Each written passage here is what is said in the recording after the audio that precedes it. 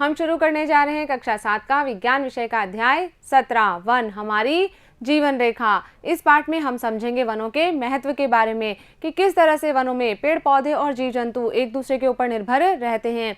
इसके अलावा हम वनोन्मूलन से होने वाले दुष्प्रभाव और वनों के संरक्षण पर भी चर्चा करेंगे। तो चलिए शुरू करते हैं। बच्चों, आप सभी जानते हैं कि जो हरे पेड़ पौधे होते हैं ये वायुमंडल से कार्बन डाइऑक्साइड गैस ग्रहण करते हैं और बदले में क्या देते हैं, हमें प्राणवायु ऑक्सीजन देते हैं, यानी कि ये हमारे फेफड़ों की तरह कार्य करते हैं। इसीलिए इन्हें क्या कहा जाता है, हरे फेफड़े भी कहा जाता है। इसके अलावा वन जल शोधन तंत्रों के रूप में भी कार्य करते हैं, यानी कि पर्यावरण के साथ साथ ही जल का शुद्धिकरण भी करते हैं। तो बच्चों, आज हम कहाँ चलेंगे? आज हम वन में घूमने चलेंगे, यानी कि हम वन भ्रमण पर चलेंगे। तो बच्चों, जब हम वन भ्रमण पर जाएंगे और हम वन में ऊंचाई पर स्थित किसी क्षेत्र से नीचे देखेंगे तो क्या होगा, हमें कहीं पर भी जमीन दिखाई नहीं देगी, क्योंकि जो वृक्षों के शिखर होते हैं ये पूरे वन में हरा आवरण बना लेते हैं। तो इस तरह से जब हम ऊंचाई पर चढ़ेंगे तो क्या होगा, वन हमें कुछ इस तरह का दिखाई देता है, यानी कि चारों ओर हमें हरियाली दिखाई देती है। यहाँ पर कहीं भी हमें जमीन दिखाई नहीं दे रही है। अब जब हम आगे जाएंगे तो क्या देखेंगे हम, कि वनों का वातावरण एकदम शांत होता है और इनमें ठंडी ठंडी हवा बहती है। इसके अलावा जो बंदर मिलेंगे हमें, वो कहाँ मिलेंगे, वृक्षों और ऊंची शाखाओं पर रहते हैं। इस तरह से पेड़ों की जो शाखाएं उन पर बंदर पाए जाते हैं। और जो अन्य जंतु हैं जैसे कि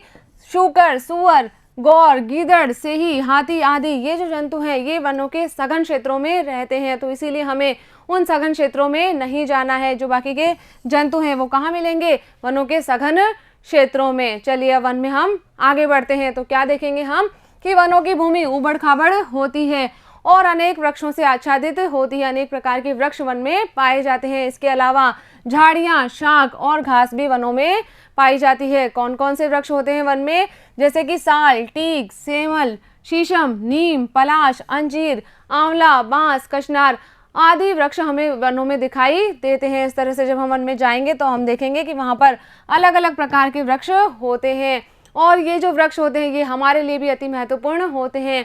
इन वृक्षों से हम क्या प्राप्त करते हैं, लकड़ी प्राप्त करते हैं। चलिए आगे चलते हैं। आगे हम देखेंगे कि इन वृक्षों पर विभिन्न प्रकार की विसर्पी लताएं और आरोही लताएं लिपटी हुई होती है, यानी कि जो लताएं हैं वो इन वृक्षों के चारों ओर लिपट कर ऊंचाई पर चढ़ती है।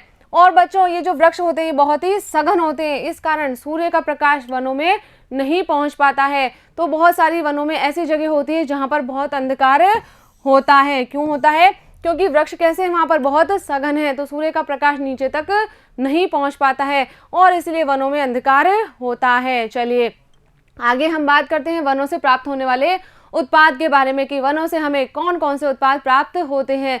तो सबसे पहले हम बात करेंगे लकड़ी की। वनों से क्या मिलता है, हमें लकड़ी प्राप्त होती है जो ईंधन के रूप में प्रयोग की जाती है। इसके अलावा इस लकड़ी का प्रयोग प्लाईवुड, बक्से, कागज, माचिस की तीलियां, खिलौने और फर्नीचर बनाने में भी किया जाता है।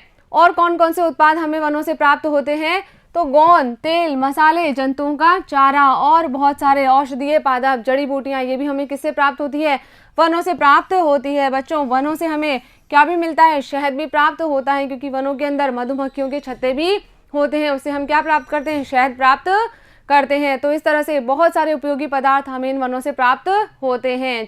चलिए आगे बढ़ते हैं। आगे हम देखेंगे कि वनों के अंदर जो वृक्ष होते हैं ये पर्याप्त मात्रा में बीज उत्पन्न करते हैं और वनों की भूमि इन बीजों के अंकुरण के लिए और नवोद्भिदों के पौधे के रूप में विकसित होने के लिए अनुकूल परिस्थितियां प्रदान करती है, यानी कि ये जो पौधे होंगे ये वृक्ष के रूप में वृद्धि करते हैं। अब जैसे जैसे ये पौधे वृद्धि करते हैं तो इनका जो शाखीय भाग होता है ये तने से ऊपर उठ जाता है, जिसे क्या कहते हैं, शिखर कहते हैं। तो इस तरह से हमें वनों के अंदर अलग अलग शिखर वाले वृक्ष दिखाई देते हैं, यानी कि क्या हुआ, जैसे ही पौधा विकसित होगा तो शाखीय भाग तने से ऊपर उठ जाएगा, इसे ही हम क्या कह रहे हैं, शिखर कह रहे हैं। आगे जब हम वन में चलेंगे तो हम क्या देखेंगे कि जो ऊंचे वृक्षों की शाखाएं होती है ये कम ऊंचाई वाले वृक्षों के ऊपर छतनुमा आवरण बना लेती है। इस तरह से जो छोटे वृक्ष होते हैं उन्हें बड़े वृक्षों की जो शाखाएं हैं वो ढक लेती है, इसे क्या कहते हैं, हम वितान अथवा कैनोपी कहते हैं। इस तरह से हमें वन में अलग अलग वृक्षों के ऊपर कैनोपी दिखाई देती है। चलिए आगे बढ़ते हैं। जब हम वन में आगे जाएंगे तो हम देखेंगे कि इन वनों में पादपों की किस्मों में बहुत सी विभिन्नताएं पाई जाती है। क्यों हो रहा है ऐसे?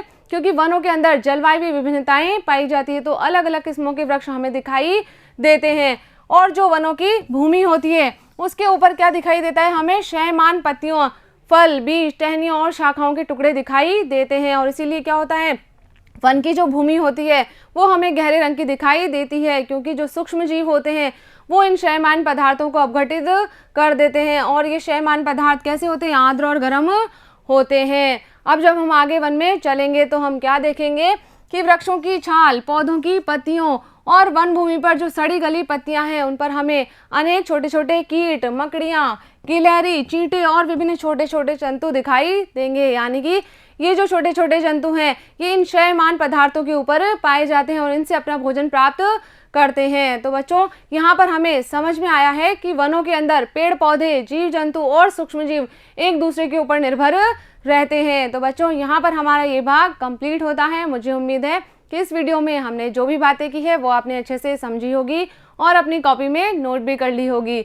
तो इस वीडियो पर आधारित मैं आपको 2 प्रश्न दे रही हूँ जिनके उत्तर आपको अपनी कॉपी में नोट करने हैं। पहला प्रश्न है, वनों से कौन कौन से उत्पाद प्राप्त होते हैं, और दूसरा प्रश्न है, वितान किसे कहते हैं। इन दोनों प्रश्नों के उत्तर समझकर आपको अपनी कॉपी में नोट करने हैं। मिलेंगे हम अगले वीडियो में इन दोनों प्रश्नों के उत्तर के साथ। तब तक आप पढ़ते रहिए, आगे बढ़ते रहिए।